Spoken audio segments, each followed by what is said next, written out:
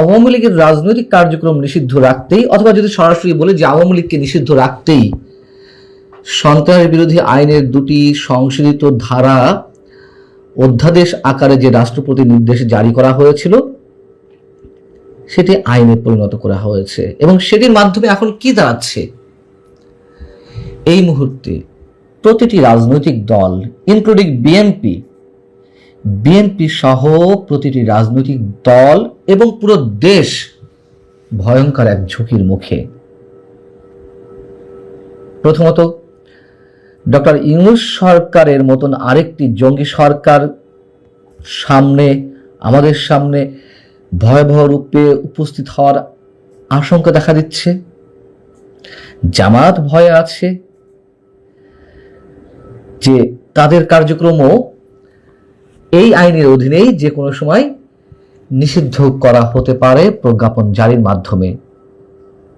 আবার নিশ্চিতভাবেই এটুকু আমরা নিশ্চিত করে বলতে পারি যে বিএনপিও প্রচন্ড একটা ঝুঁকির মধ্যে চলে গেল। বিল পাশের আগে কেন ঝুঁকির মধ্যে চলে গেল সে বিষয়টি পরে আসছি। বিল পাশের আগে সংসদে মোটামুটি প্রবল আপত্তি জানিয়েছিলেন বিরোধী দলীয় নেতা এবং জামায়াতের আমির ডাক্তার শফিকুর রহমান।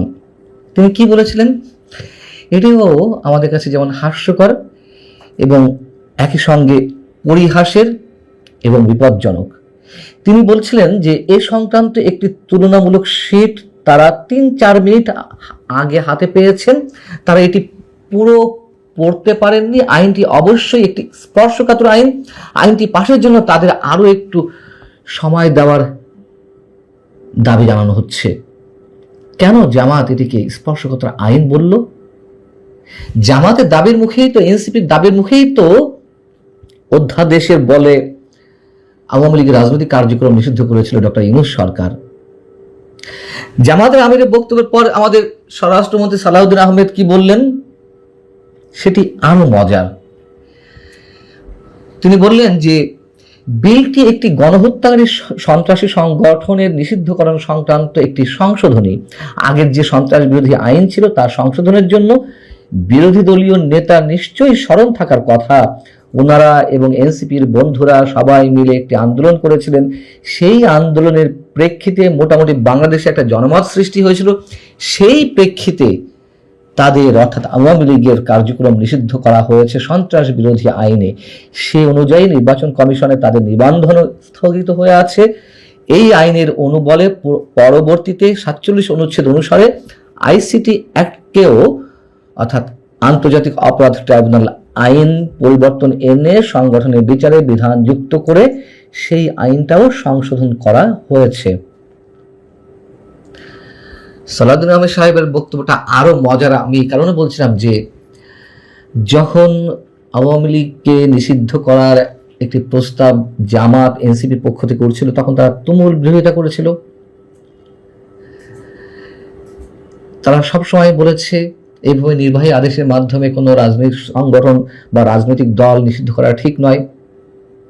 তারেক রহমানও তো ক্ষমতায় আসার অর্থাৎ বিএনপি ক্ষমতায় আসার 2 দিন আগে বা পরে বিদেশি একটি গণমাধ্যমে, আন্তর্জাতিক একটি গণমাধ্যমকে দেওয়া সাক্ষাৎকারে তিনি বলেছিলেন যে কোনো নির্বাহী আদেশের মাধ্যমে কোনো রাজনৈতিক দল নিষিদ্ধের পক্ষে তারা নয়। তার কারণ আজ একটি রাজনৈতিক দলকে যদি নিষিদ্ধ করা হয় কাল হয়তো বিএনপিকেও করা হতে পারে। এবং এই যে আওয়ামী লীগকে যে নিষিদ্ধ করা হলো, রাজনৈতিক কার্যক্রম নিষিদ্ধ করা মানে এক অর্থে পুরো দলটাই তো নিষিদ্ধ অবস্থা থাকা, শুধু শব্দের কিছু হেরফের। এই আওয়ামী লীগ কি বিনাশ হবে? প্রশ্নই ওঠে না। 6 মাস পর অথবা 6 বছর পর আরো সংগঠিত হয়ে এই দলটি ক্ষমতায় আসবে, এটুকু বলা যায়। হয়তো আরো কিছু সময় লাগতে পারে, আসবে তো। তখন নিশ্চিতভাবেই বিএনপিকে নিষিদ্ধ করবে আওয়ামী লীগ। আবার আওয়ামী লীগের সময় আইন ঠিকই করা হয়নি কোনো রাজনৈতিক সংগঠন বা দলকে নিষিদ্ধ করার জন্য বা তাদের রাজনৈতিক কার্যক্রম নিষিদ্ধ করার পক্ষে। তবে আওয়ামী লীগ যে বিএনপি বা জামাতকে 14 বছর ধরে রাজপথে নামতে দেয়নি এ কথাও তো ঠিক। রাজপথে নেমেছে, তার উপরে হেলমেট বাহিনীর অত্যাচার, আক্রমণ, রাজপথে নেমেছে, তখন পুলিশি বাহিনীর নির্যাতন ঘটেছে তো এগুলো। অর্থাৎ তুমুল একটা রাজনৈতিক শূন্যতা তৈরি করা হয়েছিল। তখন গাছের পাতা পর্যন্ত বলতো আওয়ামী লীগ, আওয়ামী লীগ। তখন থেকে বলে আসছি, এই যে রাজনৈতিক শূন্যতা সৃষ্টি করা হচ্ছে, এর পরের স্টেজ হচ্ছে জঙ্গিবাদ বা চরমপন্থা, এবং তাই তো ঘটল। ডক্টর ইউনূস সরকার আমাদের সামনে আবির্ভূত হলেন ভয়ঙ্কর একটি শক্তি নিয়ে, জঙ্গিবাদী শক্তির প্রচ্ছন্ন সমর্থনে, তাদের উপরে ভর করেই তো ডক্টর ইউনূসের সরকার এসেছিল আমাদের সামনে। এখন যে রাজনৈতিক শূন্যতা সৃষ্টি করা হচ্ছে, যে কোনো মুহূর্তে, যে কোনো পরিস্থিতিতে, সেই হিসেবে আরো একটা জঙ্গি সরকার নিশ্চিতভাবে আমাদের সামনে আসতে যাচ্ছে।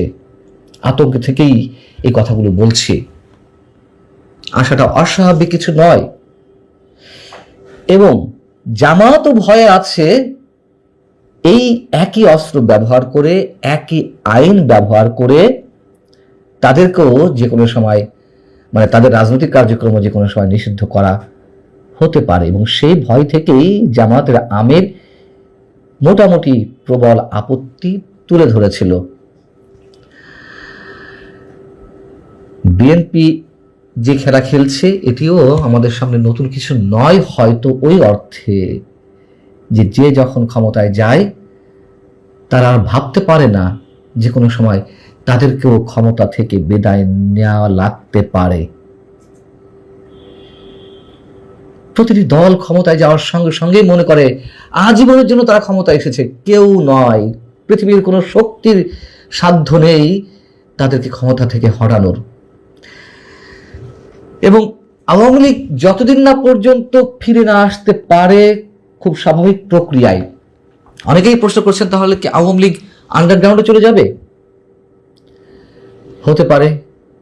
পৃথিবীর বিভিন্ন ধরনের ইতিহাস তাই বলে, এবং ইতিহাস এটাই বলে যে কোনো রাজনৈতিক দলকে নিষিদ্ধ করে তার আদর্শত্ব ধ্বংস করা যায়নি, বরং তারা ফিরে এসেছে আরো সর্বগ্রাসী রূপে হয়তো, অথবা তাদের কারণে পুরো রাষ্ট্র অস্থিতিশীল হয়ে ওঠে চরম এক বিভাজনের জায়গা থেকে। যেমন আমরা মিশরের মুসলিম ব্রাদারহুডের কথা বলতে পারি। এই সংগঠনটিকে নিষিদ্ধ করা হলো কথিত গণতন্ত্রের উত্তরণের পর। কি হলো তাতে? তারা আন্ডারগ্রাউন্ডে চলে গেল, এবং তার পরবর্তী কার্যক্রমগুলো সম্বন্ধে তো আমরা নিশ্চিতভাবে জানি। আওয়ামী লীগও আন্ডারগ্রাউন্ডে চলে যাবে কিনা আমরা জানি না, তবে এর ফলটি নিশ্চয়ই কারোর জন্যই সুখকর নয়, এবং সবচেয়ে বেশি খেসারত দিতে হবে আমাদের মতো সাধারণ মানুষকেই। ভালো থাকুন সবাই। আল্লাহ হাফেজ।